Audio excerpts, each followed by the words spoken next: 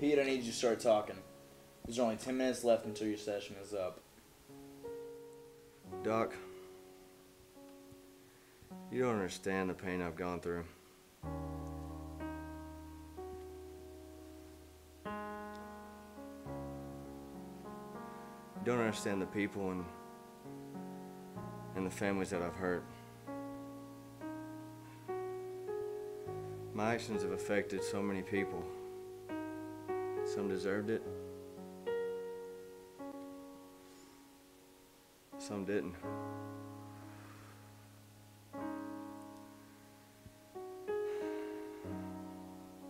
It's a little difficult just to come out here and tell a total stranger what I've done every day.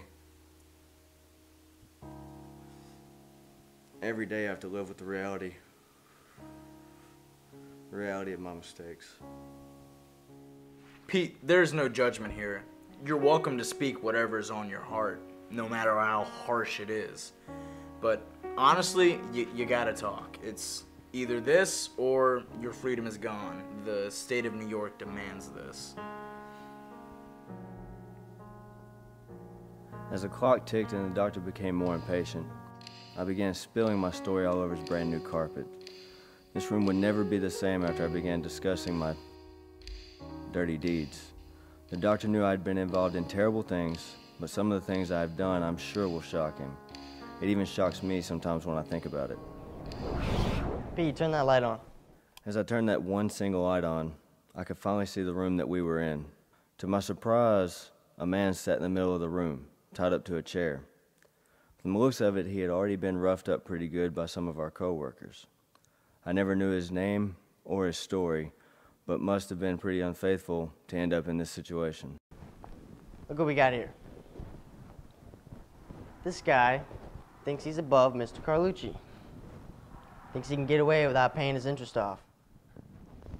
You know, I'm so tired of people like you who think they can get away with whatever they want without any negative consequence.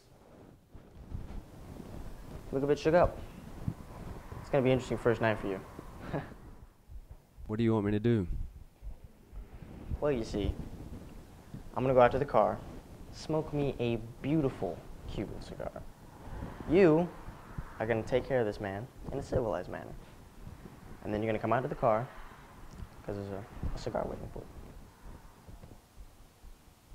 How exactly do you expect me to take care of this in a civilized manner?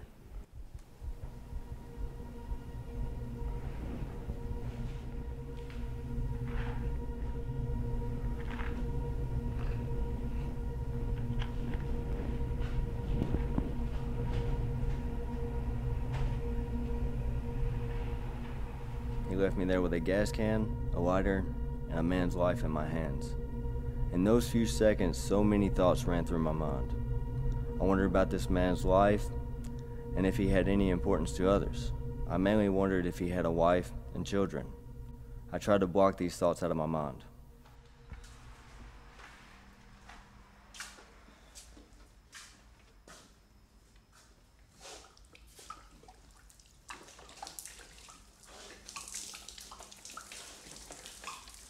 As I began dispersing the gasoline, the man awoke from unconsciousness. He just began looking at me. He didn't scream, he just stared at me. I glanced at him a few times, really trying to avoid eye contact. We all know that's impossible when someone's staring at us. Come on. I have a wife, 2 kids. You aren't just hurting me. I stood there shocked. No man deserves this no matter what they have done. No kid deserves to go through life without a father. A sick feeling came over me at this moment. I realized after tonight I had written myself a straight ticket to hell. Even with tears in my eyes, I knew I had to complete this task or I would be the man sitting in that chair. I had a signed contract with Mr. Carlucci to complete this.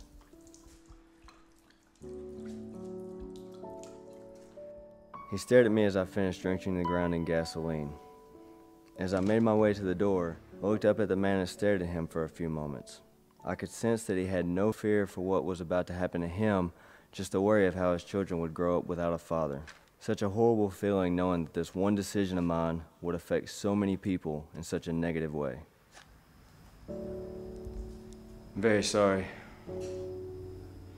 I'm compelled by contract to have to do this. I knew that no words would compensate for what I was about to do. Pete, I'm gonna have to interrupt you right there. Your session is up. We're gonna have to finish this next week. I apologize. Same car, same parking lot in the park 1 mile from your house. We make laughter to stop tears. We don't know where to go from here.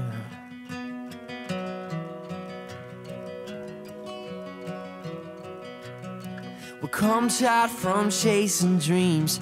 With you, I swear nothing's changed. Though they have come half true, you reawakened mine of you.